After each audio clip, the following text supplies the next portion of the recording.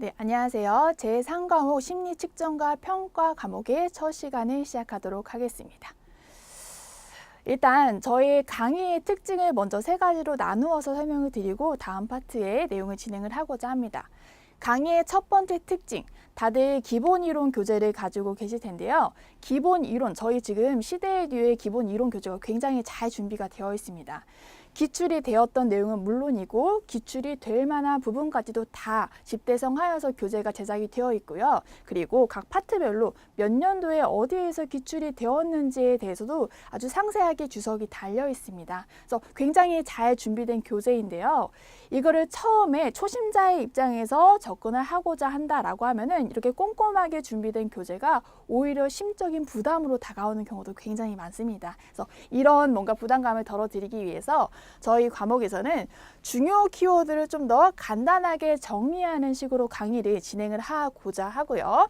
하지만 그럼에도 불구하고 읽어서 단순하게 이해가 되지 않는 개념이 있다라고 한다면은 조금 더 알기 쉽게 풀어서 설명을 해주는 강의의 방식을 지향하면서 진행을 하고자 합니다. 마지막으로요, 파트별 기출문제를 제시하는 것이 강의의 가장 큰 특징입니다. 저희가 기본 이론을 접하면서 이론은 이러한데 실제 기출이 될 때는 어떠한 형태로 문제가 출제될 것인가에 대해서 초심자분들은 전혀 감을 잡지 못하는 경우도 많습니다. 그래서 뭔가 기본 이론에 대한 강의와 그다음에 기출문제 해설에 대한 강의를 두 번 보면서 동일한 어려움을 겪으시지 않도록 저희 강의에서는 기본 이론과 이 이론에서 기출되었던 문제를 교차해서 보여주고 같이 풀어봄으로써 조금 더 시험에 대한 실전 감각을 미리부터 키워나가는 연습을 하고자 합니다. 그래서 이 세 가지의 특징을 가지고 앞으로의 강의를 진행하고자 합니다.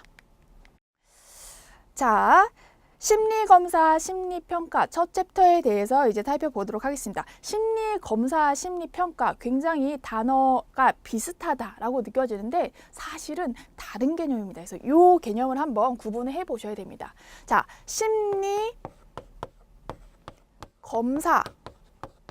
라는 개념이 저희 책에는 먼저 이름이 소개되어 있는데요. 사실은 심리검사보다는 평가라는 것이 조금 더 상위의 개념입니다. 이 사람들이 어떠한 심리를 가지고 있는가 종합적인 자료를 뭔가 취합하고 분석해서 이 사람이 이해하고자 하는 노력이 심리평가라고 한다면은 심리검사라고 하는 건 심리를 평가하기 위해 이 사람의 심리를 이해하고 해설하기 위해서 쓰는 한 가지의 검사 방법이다 라고 생각을 하시면 됩니다. 심리 검사 말고도 뭔가 면담이라던가 행동 관찰이라던가 이런 여러 가지 방법을 통해서 심리 평가를 수행을 할 수가 있는 것이거든요. 그래서 심리 평가와 심리 검사라는 거 굉장히 혼동될 수 있는 개념이지만 심리 평가가 조금 더 심리 검사를 포괄하는 고차원의 개념이다라는 그림을 머릿속에 넣어두시면 이해가 좀 더 수월하실 듯합니다. 자, 그래서 저희 교재에 이제 1번 네모로 이제 감싸져 있는 검사의 개요부터 천천히 교재를 훑어보도록 하지요. 저희가 심리검사, 심리평가라는 이 파트가 굉장히 개론적인 부분이고 너무 이론적이고 쉬운 부분이라고 생각이 되지만 2014년부터 2016년도까지의 이제 기출 빈도를 분석을 해봤을 때 최소 매년 4문제에서 최대 10문제까지 기출이 되고 있는 굉장히 중요한 파트입니다. 그래서 조금 지루하시더라도 집중력을 놓치지 마시고 따라와 주셔야 되겠습니다. 자, 네모 1번 검사의 개요에서 검사란 어떤 것인가 동그라미 1번 검사의 의의가 나와 있습니다. 자, 검사라고 하는 건요. 기억, 동그라미 기억에서 여기를 한번 밑줄을 쳐주세요. 검사라고 하는 것은 어떤 것을 측정할 때 사용하는 모든 종류의 도구. 밑줄 칠 부분은 모든 종류의 도구에 밑줄을 쳐주시면 되겠습니다. 우리가 심리적인 어떤 사실을 알아내기 위해서 사용할 수 있는 모든 종류의 도구 혹은 기술, 절차를 의미한다라는 거 가장 중요한 개념으로 생각해 주시면 되겠고요. 당연히 심리 검사를 할 때 어떤 행동이나 어떤 심리를 측정하고자 할 때 우리가 고려해야 되는 거는 당연히 우리의 외적인 어떤 행동뿐만 아니라 우리의 내적인 행동까지도 들여다보고자 하는 노력이 있어야 되겠죠. 그래서 동그라미 니은에서는 검사의 대상에 일단 밑줄을 쳐주시고요. 검사의 대상은 외적 행동은 물론 내적 행동까지도 모두 포함한다라는 키워드를 잡아주시면 되겠습니다. 다음에 동그라미 2번 검사의 관련 개념에서 검사를 실시하게 될 때 혹은 검사를 개발하게 될 때 검사를 통해서 측정하고자 하는 어떤 개념이 있을 때 그거를 위해서 접근하는 검사 논리라는 것이 소개가 되고 있고요. 또 검사를 위해서 사용하는 검사 도구, 검사 점수, 검사를 할 때 우리가 흔히 따르게 되는 검사 관행, 마지막으로 검사 자료라는 개념이 소개가 되고 있습니다. 여기에서 가장 주의 깊게 보셔야 되는 거는 검사 자료라는 개념입니다. 한번 같이 읽어볼게요. 검사 자료라고 하는 거는 수검자의 원 점수, 수검자라고 하는 것은 검사를 이제 실시하는 대상이 되는 거죠. 만약에 청소년을 대상으로 심리 진단 검사를 실시한다라고 했을 때 이 청소년이 바로 검사를 받는 사람 수검자가 된다라고 이해하시면 되겠습니다. 이 수검자의 원 점수, 원래 획득한 점수를 단순하게 이제 계산한 원 점수, 이거를 환산한 점수, 표준적으로 뭔가 바꿀 수 있게끔 환산한 점수, 혹은 검사에서 주어진 자극에 대해서 이 검사를 받는 대상의 반응 혹은 진술 행동 같은 것을 우리는 검사 자료라고 한다라고 내용이 나와 있는데요. 여기에서 제가 강조드리는 이유 뭘까요? 바로 기출이 되었기 때문이죠. 문제를 한번 풀어보도록 하겠습니다. 수검자의 원점수, 환산 점수, 검사 자극에 관한 수검자의 반응, 진술 및 행동을 지칭하는 용어는 무엇이냐, 이런 단순한 문제가 출제가 되었었는데요. 답은 바로 검사 자료였습니다. 굉장히 간단하죠. 이거는 굳이 해설을 붙이지 않아도 될 만큼 검사를 통해서 우리가 얻게 되는 어떤 데이터, 자료라는 것인데, 당연히 우리가 검사를 하고 나서 점수가 나올 테니까 원점수와 환산 점수를 알 수 있을 것이고요. 그다음에 수검자의 반응과 행동 같은 것도 검사를 실시하고 난 다음에 얻을 수 있는 결과로 해석을 할 수가 있겠죠. 검사 자료, 뭔가 우리가 한국말에 대한, 우리 국어에 대한 센스가 있다면은 기본적으로 풀어낼 수 있는 문제였다라고 생각을 해주시면 되겠습니다. 그래서 간단하게 첫 번째 기출 문제를 풀어보았습니다. 자, 그 다음에 양괄호 2번 검사의 분류 파트로 넘어가도록 하겠습니다. 자, 검사의 분류 여러 가지 이제 기준에 따라서 분류를 하게 되는데요. 지금 책에는 여러 가지 좀 이렇게 상세한 해설이 나와 있지만 저희는 여기서 기준을 어떤 기준으로 분류했는지, 그 기준에 의해서 분류된 종류가 어떤 것이 있는지 타이틀 정도만 간략하게 살펴보고 넘어가고자 합니다. 왜냐? 어차피 저희가 교재를 좀 뒤로 넘겨가면서 공부를 하게 되면은 다시 한번 나오면서 반복이 되는 파트이기 때문에 조금 더 효율적인 접근을 위해, 그리고 너무 처음에 많은 내용이 제시되게 되면은 처음 공부를 하는 사람 입장에서는 오히려 좀 개념을 혼란스럽게 느낄 수 있기 때문에 그 부작용을 좀 줄여드리기 위해서 일단은 타이틀 위주로 접근을 해보고자 합니다. 자, 동그라미 1번 실시 방법에 따라서 이제 검사를 분류한다라고 했을 때 수검자의 수, 이 조사의 대상이 한 명이냐 아니면은 여러 명인가에 따라서 분류를 하게 되는데요. 한 명일 때는 개인 검사, 여러 명일 때는 집단 검사라고 합니다. 여기도 한번 밑줄 쳐보시겠습니다. 개인 검사라고 하는 거는 1대1 방식으로 이루어진다라고 하고요. 그리고 1대1로 뭔가 검사를 실시를 하다 보니까 아주 표면적인 검사 결과보다는 조금 더 심층적인 조사의 결과를 얻을 수가 있겠죠. 반면에 집단 검사는 1대1이 아니라 여러 사람을 대상으로 이제 조사를 실시하게 되는데요. 여러 사람을 대상으로 하다 보니까 아무래도 검사는 한 번에 끝내는 것이 이제 추천이 되는 검사입니다. 그래서 개인 검사와 집단 검사라는 수검자의 수에 의해서 분류가 되고 있다라는 거 한 가지 기준을 알아주시면 되겠고요.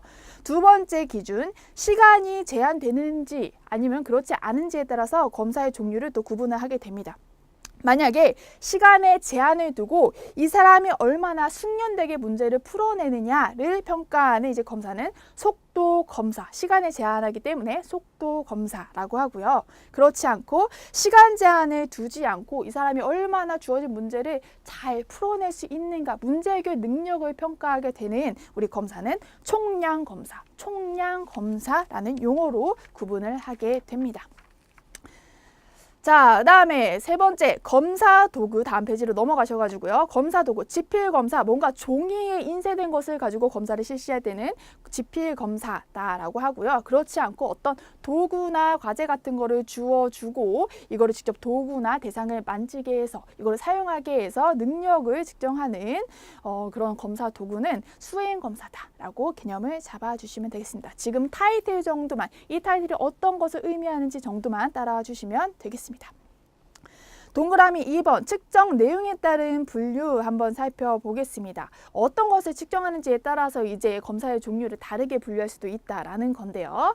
첫 번째 인지적 검사라는 게 있는데 앞으로 인지라는 것이 굉장히 많이 등장하게 될 것입니다. 그래서 인지라는 거 좀 더 이론적 정의가 엄밀하게 될 수 있는 용어이지만 저희는 수험적인 관점에서 조금 더 용이하게 접근하기 위해서 인지라고 한다면은 우리의 뭔가 지적인 능력을 쓴다. 인지적이다, 그럼 뭔가 지적이다, 머리를 쓴다, 이런 개념을 떠올려 주시면 되겠습니다. 아무래도 이런 지적인 능력을 측정하는 이런 검사의 종류에는 지능검사, 적성검사, 또 성취도 검사 이런 것들이 해당이 될 수가 있을 텐데요. 오른쪽에 특징을 한번 보실게요. 특징의 그 블랙 포인트가 두 개가 있는데 두 번째 블랙 포인트 보시겠습니다. 문항에 정답이 있고요. 그리고 응답을 할 때 시간이 제한이 된다라는 거, 이 두 가지 특징이 있는데 이게 굉장히 이 인지적 검사를 특징짓는 중요한 특징입니다. 자, 그다음에 두 번째 정서적 검사. 이거는 아무래도 지적인 능력보다는 우리 마음에서 조금 더 심리적인 측면, 우리 성격이라던가 흥미라던가 태도라던가 이런 거를 측정하는 검사를 정서적 검사다라고 하는데요. 인지적 검사의 특징 두 가지가 있었죠. 뭔가 정답이 정해져 있고 시간 제한이 있다라는 특징이 있었는데 정서적 검사에서는 그의 반대입니다. 이것은 정답도 없고요. 시간 제한도 없습니다. 그렇죠. 뭔가 나의 성격을 측정하고자 하는데 내 성격이 맞다 틀리다. 나의 취향이 맞다 틀리다. 이렇게 접근을 하면 안 되겠죠. 그래서 정답이 없고 시간 제한도 없는 검사이다 라는 특징을 잘 기억을 해주시면 되겠습니다. 자, 동그라미 3번 사용 목적에 따른 분류가 되었는데요. 2014년도하고 2016년도 14회에 두 번 기출이 되었던 파트입니다. 자, 근데 좀 내용이 어려워서 여기에서도 기초 개념만 잡고 넘어갈게요. 규준 참조 검사와 영역 참조 검사 혹은 준거 참조 검사라고 하는데 이 두 가지 개념이 어떻게 다르냐? 자, 아까 OT에서도 잠깐 제가 말씀을 드렸었는데요.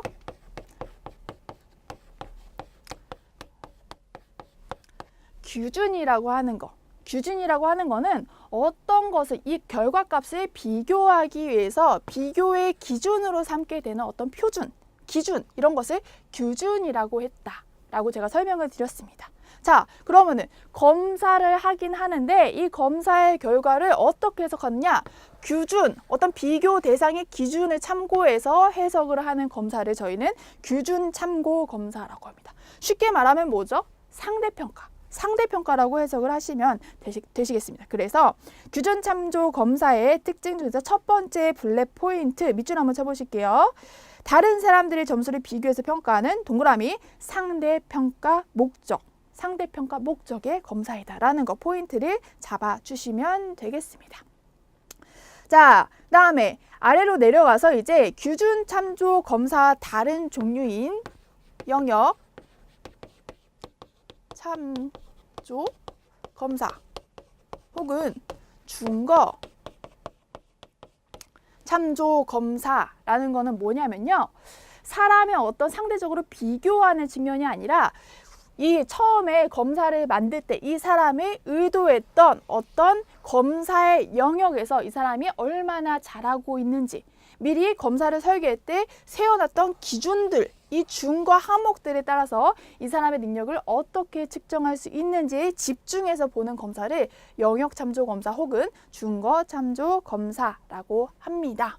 그래서 요건 아까 규준참조 검사는 상대평가의 특징을 가졌다라고 설명을 드렸는데요. 영역참조 검사는 절대평가의 성격을 가지게 됩니다. 그래서 상대평가와 절대평가라는 우리가 조금 더 익숙한 개념으로 구분을 지어주시면 되겠죠.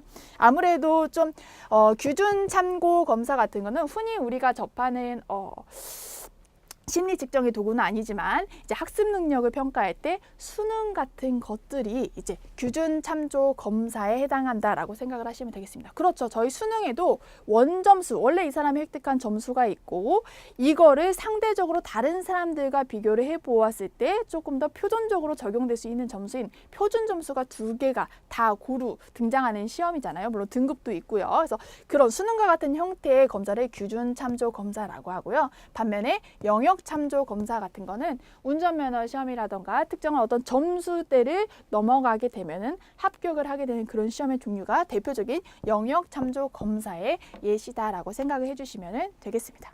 어렵지 않으시죠? 자, 그 다음 페이지로 넘어가서 동그라미 4번. 자극이 어떤 유형으로 주어지는가, 그리고 채점을 할 때 이게 표준화가 되었는가 되지 않았는가에 따라서도 검사의 종류를 구분을 하게 되는데요. 투사적 검사와 객관적 검사라는 종류로 구분을 하게 됩니다.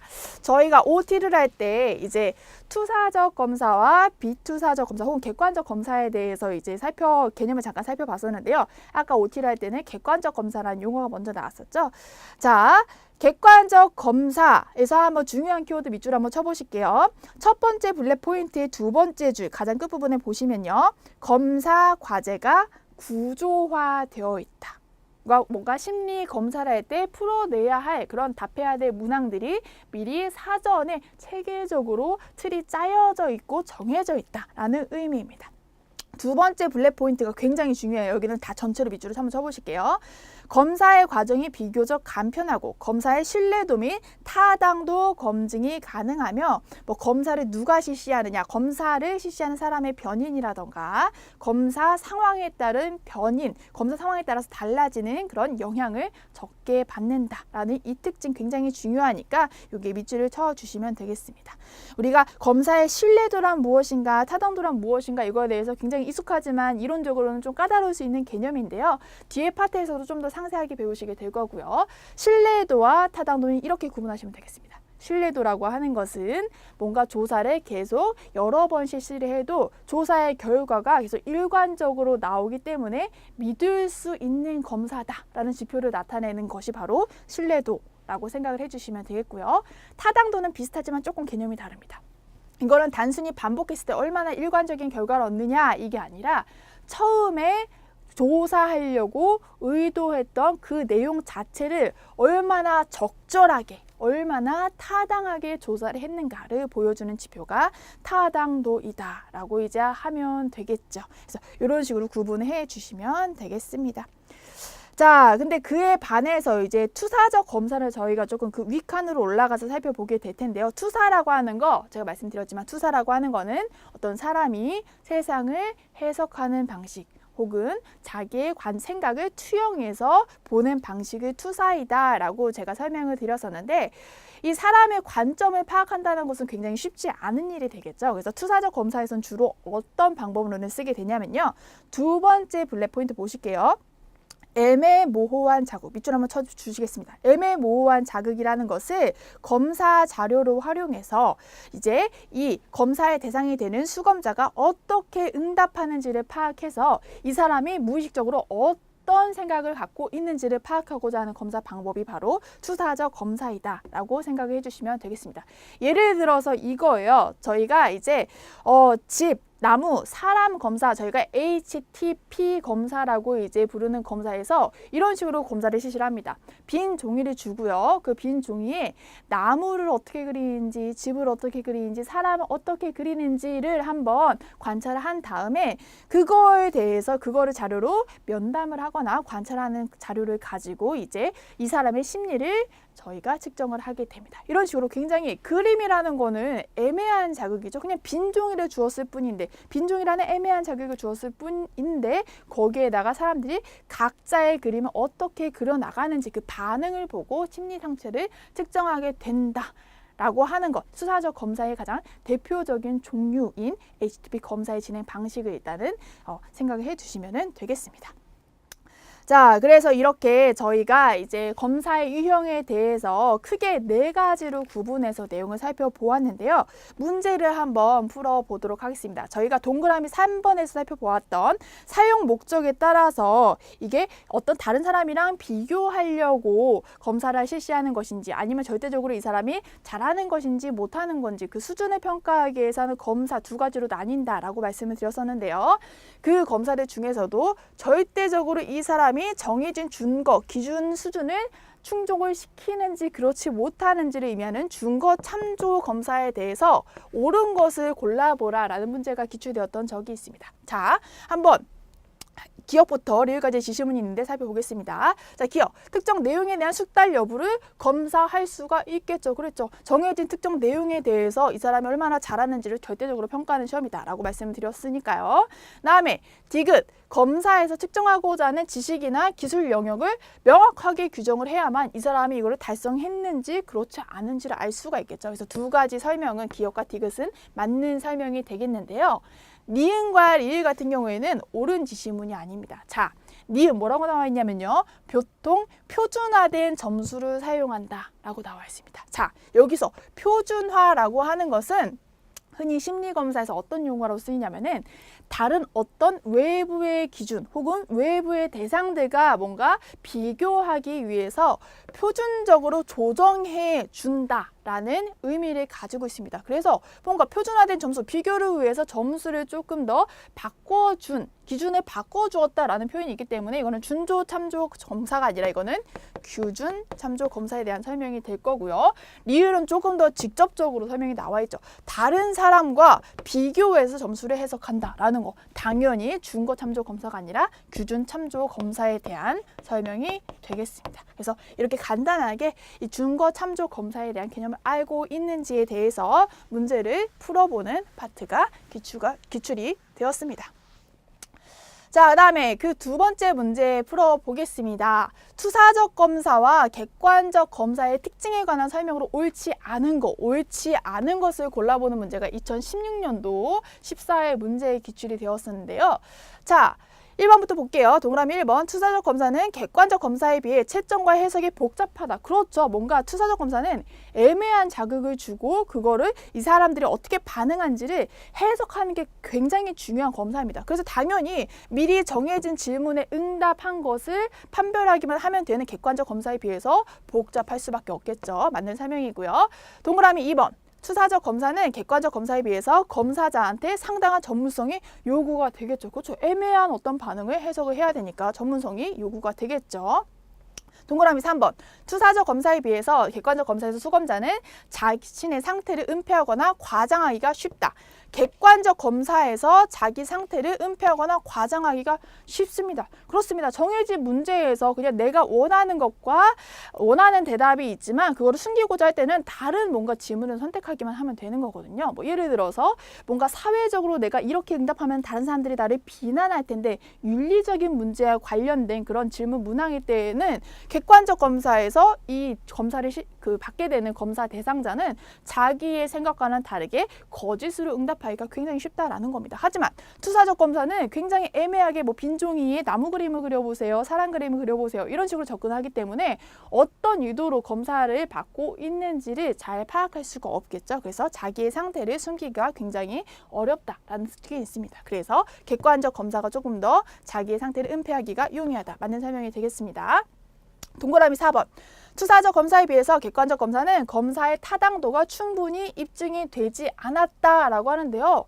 그렇지 않죠. 객관적 검사의 특징 뭐냐면요. 뭔가 구조화된 질문, 표준화된 질문을 사용하기 때문에 조금 더 결과가 일관적이고 즉 신뢰성이 높고 타당성이 높다. 뭔가 측정하고자 내용을 잘 뭔가 설계해서 만들어진 검사의 확률이 높다라고 아까 특징에서 설명을 드렸는데요. 여기선 반대로 얘기하고 있죠.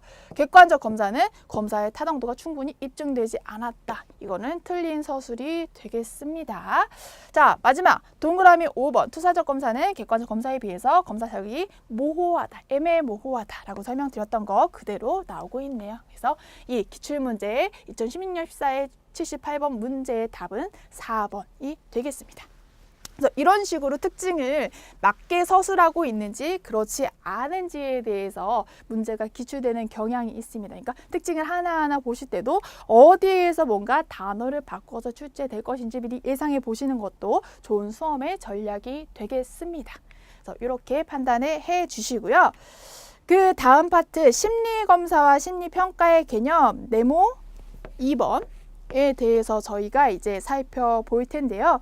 이거는 사실 OT를 하면서 저희가 심리 검사란 무엇이고 심리 평가란 무엇인가에 대해서 개념을 살펴보았기 때문에 그렇게 어려운 것은 아닐 겁니다. 자, 한번 여기 심리 검사와 평가에서 가장 중요한 키워드들을 한번 밑줄을 쳐보시죠. 자, 동그라미 1번 심리 검사에 의해서 동그라미 니은을 한번 보시겠습니다. 심리 검사라고 하는 것은 행동을 계량화하기 위한 기법이다라고 합니다.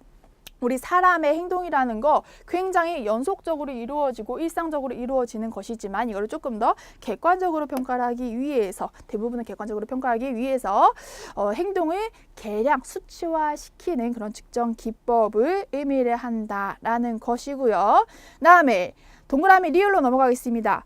이 행동을 계량화하고 조금 더 신뢰성을 부여하기 위해서 동그라미 리을 일정한 과정과 절차에 의해서 표준화된 어떤 도구를 통해서 이 행동을 측정을 하게 된다라고 되어 있고요. 그 오른쪽에 심리 생리적 측정 방식은 자기 보고 편파가 작다라는 그 서술이 나와 있는데 심리 생리적 측정이다라고 하는 거는 요거예요. 사람이 어떤 마음을 느끼게 되면은 그게 겉모습의 어떤 반응으로 표현되는 경우가 있죠. 만약에 어떤 사람이 굉장히 긴장하고 있다라고 하면은 식은땀이 난다던가 아니면 굉장히 안절부절 못하면서 이렇게 왔다 갔다 한다던가 이런 태도를 보이게 됩니다. 그래서 뭔가 심리적인 어떤 특징이 외부의 행동으로 나타나는 것을 측정하는 방식을 심리 생리적 측정 방식이라고 하는데요. 아무래도 사람은 자기의 마음을 숨기기가 굉장히 어려움을 느끼다 보니까 다른 방법보다도 심리 생리적인 측정 방식이 사람의 어떤 자기의 의도를 은폐할 수가 있는 가능성이 줄어들기 때문에 자기 보고 편파가 작을 수밖에 없겠죠. 다음에 동그라미 미음 여기서 밑줄을 쳐 주셔야 되는데 개인의 행동을 예측하기 위한 기술적인 과정이다. 심리검사의 목적이 나와 있네요. 개인의 행동을 예측하기 위해서 기술적으로 실시하는 것이 심리검사이다 라는 키워드 잡아주시면 되겠습니다.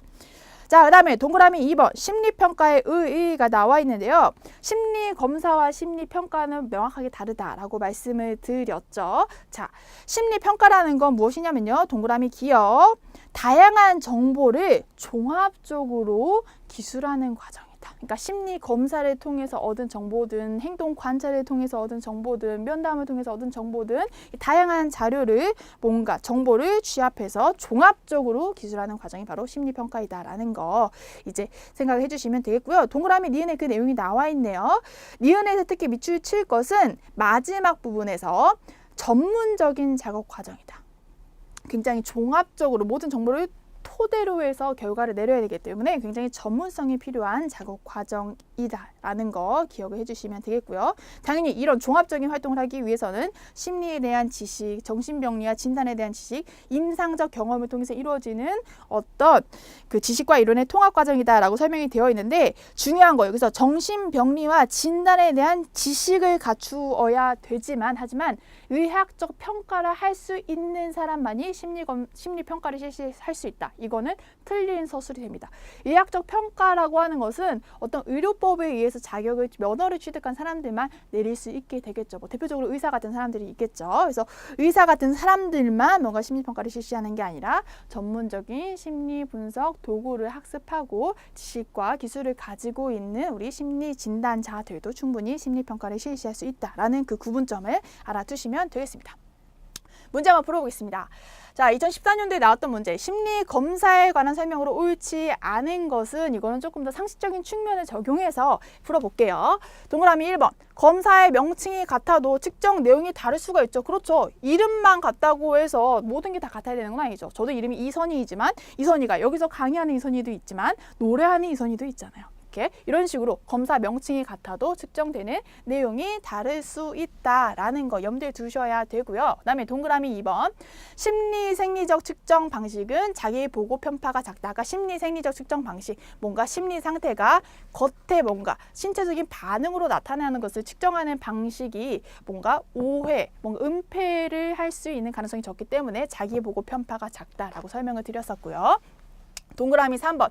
심리적 구인. 그러니까 심리적 구인, 여기 구인이란 말이 굉장히 어려운데 심리적인 구조라는 것과 동일한 용어라고 생각을 하시면 됩니다. 심리적 구조는 당연히 직접적으로 측정이 가능한 게 아니라 측정을 할 수가 없죠. 우리가 마음속에 품고 있는 걸 어떻게 직접적으로 측정할 수 있겠어요. 그냥 겉으로 드러낸 행동이라던가 어떤 뉘앙스를 가지고 평가를 할 수가 있는 것이죠.